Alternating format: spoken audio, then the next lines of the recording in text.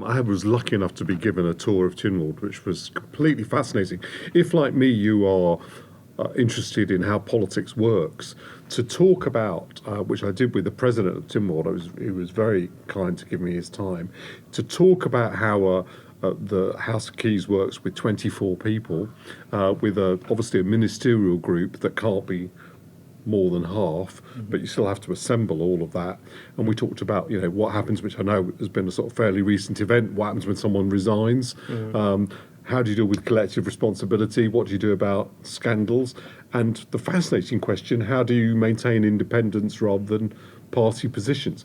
So for anybody who's interested, as I am, in the kind of mathematics of politics, when you start talking about politics with small groups like that, it's really, really interesting. So I was completely riveted by it. Really, really real privilege. And you're no stranger to politics. You were obviously an advisor to Sir John Major. The UK has a very defined party politics system, but obviously, like you said, the Isle of Man has almost no party politics. What are your thoughts on a parliamentary system where there is almost no party political influence? Well, it's fascinating, and in some ways, obviously, it's the ideal because you get greater independence. If you were to look in a mathematical way at how politics works, the one thing you wouldn't want to do was to say to people, one, you all have to agree with each other, and two, you must never admit your mistakes, right? And that's those are the two organising principles of much of party politics. You've got to agree with everyone else and never admit your mistakes. Whereas if you were trying to organise something that was optimal for decision making, you would always admit your mistakes, and also you would use all the diversity of opinion to create a collective wisdom. So yours is a much better system. And the only reason that you're able to work that is because 1,600 votes is enough to get a front row seat. And so you can know your voters, and you can be more constituency orientated rather than party orientated. In a British political system, the problem is that there are so many voters, you can't do that. I once, when I ran for Parliament, ran a couple of times, I realised that physically, if I divided up the amount of time it took me to go to each door, I simply couldn't visit every member of the electorate and talk to them in a way that you would like to, in order to be their representative and persuade them that you should be allowed to do that. Because I couldn't do that, you have to give them broad gauge messages, and then of course you need to organise yourself in the form of parties in order to give people a few simple messages and get them across on television, because there's a limited bandwidth. I guess social media may give back that possibility of connecting individual politicians with individual electors. It's at least possible. It doesn't seem to be going that way, does it? It does seem to be encouraging everybody to kind of go in behind everyone else, and maybe that's just a human capability. But I was really impressed by that sense of independence and reliance on constituency that you have here, and long may it last. That's interesting, because that's almost a point which is a lot of people criticise, is having so many politicians for such a small space. We do have a tricameral system as well. Do you think that works for getting things done in a timely manner? Well, look, when people say they don't like to have politicians, obviously what everyone would really like to do is, my father used to have a joke. He used to say the best committee is a committee with two people on it and the other person can't come. Right, and I think that's what most people think, which is the best political decisions are ones I make for myself. But that's not representative of the diversity of view. So you can't have that. And if you don't have that, unless everybody's going to be busy all the time on politics, you need politicians. I've actually got this in a fairly direct way. I'm a member of the House of Lords, and the House of Lords, it's not a house of politicians. People are supposed to have and do have other roles, and some people are retired and they can spend all their time on it. Other people like me are not retired, and often when there are important matters coming up in the House of Lords, I find that I've got a meeting of something else that somebody's paying me to do, and I need to be at that. I realise that you can't expect every person in the country to be directly engaged with what your policy is going to be. You need to have politicians. So I don't think, with a house of 24 people and then, having 9 effectively in Legco, you've got too many people. for doing that job, because you need an intermediary between people who've got to get on with their lives and people who are working in Parliament, who can really kind of focus in on the issues. I remember once going to my brother-in-law. I'd helped William Hague, whom I worked with, on Prime Minister's questions, and I said to my brother-in-law, "Did you watch Tony Blair's response?"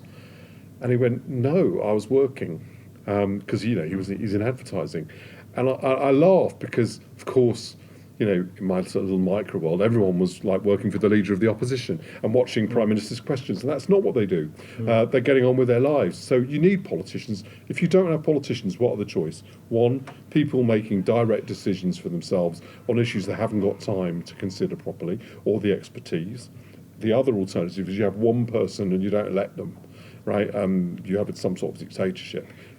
If you're not going to have either of those, and I think people can immediately see that neither of them will be desirable, you're going to have elected politicians. So people can complain about having too many politicians or who the politicians are, but they also have to think, well, it takes a certain mindset to want to be a politician, and you'd actually need that mindset. People need to, for example, I was talking to somebody on the way between lunch and a hotel in my amazing overview of life here. A slightly luxurious thing to do, to go in a taxi between one and the other, but we were talking about, and he was saying, "Oh, politicians are just always trying to please people." And I said, "Well, that's really what you pay them for.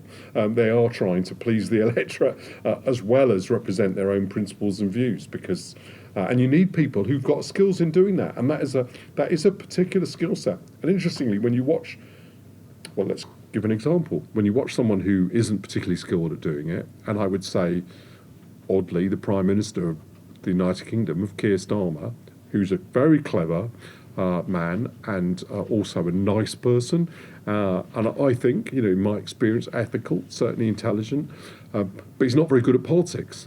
And actually everyone who most of the time complains about political skills and politicians trying to do things in interviews, when it's not there, everyone thinks, "Oh, it'd be better if he was a bit more politically skilled." Let's talk about some of your other job. You said that you're a member of the House of Lords. Obviously, you were the executive editor of the Times for a period too. What do you feel is the future for newspapers? Oh, that's an important. So, of course, you can say there's a real challenge to newspapers now, and we provide people with two things. Okay, one is we provide them with content, news content of the type that you're brilliantly conveying, live Daniel Finkelstein interview to your listeners. Lucky them. We provide them with content. And the other thing, which, as you're aware, we provide is editing, right? So it's edited content. It's not just content. So let's say when I was comment editor of the Times, somebody who's a rabbi would send me an article on ethics. And I would read that article, decide whether it was something that Times readers would want to know, written in a way that they would find comprehensible, and make a decision about running it. And sometimes I would run it, and sometimes I wouldn't run it.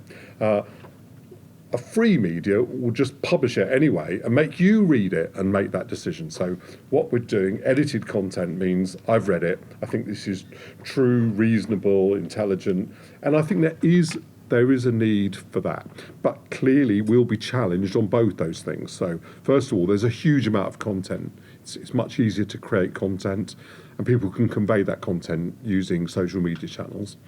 And secondly, AI will provide people with editing tools, so they'll be able to home in on the things that they want, build their own algorithms about the news feeds that they want, and maybe they'll make good choices. Maybe sometimes they'll cut out too much serendipity with too much calculation, but they'll do it. It'll work reasonably well. So it's a challenge to both things that we charge people for. The Times charges people for content. It charges people for editing, and both of those things are under challenge. But I think there are a number of ways in which we're helped. First of all, it's a lot easier for us to gather that content. Secondly, we no longer have to print it all on very expensive pieces of paper. Right? Used to be said, don't argue with people who order ink by the barrel, right? Which was talking about newspaper proprietors. And I remember talking to Rupert Murdoch about how him saying to me, the price of ink is a big factor in whether this paper is profitable or not. And obviously, if you cut that out, the costs of the paper are easier to control, and also it's a lot cheaper, so you can reach more people. And we've also got those AI tools to use ourselves. But finally, and the most important, I think there is a market for the authenticity and accuracy that only human intervention can guarantee. What people want is not only to have something true presented to them, but they want to know that it's true, and they want the reassurance that they're dealing with professionals who are making that judgment. And I think the Times, if you look at the history of the Times, in my view, there's never been a moment where we are providing people with so much accurate and broad content. When I'm writing a column, I can't imagine how a columnist would have done this 50 years ago. The sort of research that I can do now so quickly, and even I couldn't 10 years ago do the research that I can do now. So the information I'm providing people is better and better. I'll give you one example. I started my column written at the Labour Party conference last week. I started it with a quote from the dock workers leader, Ben Tillett.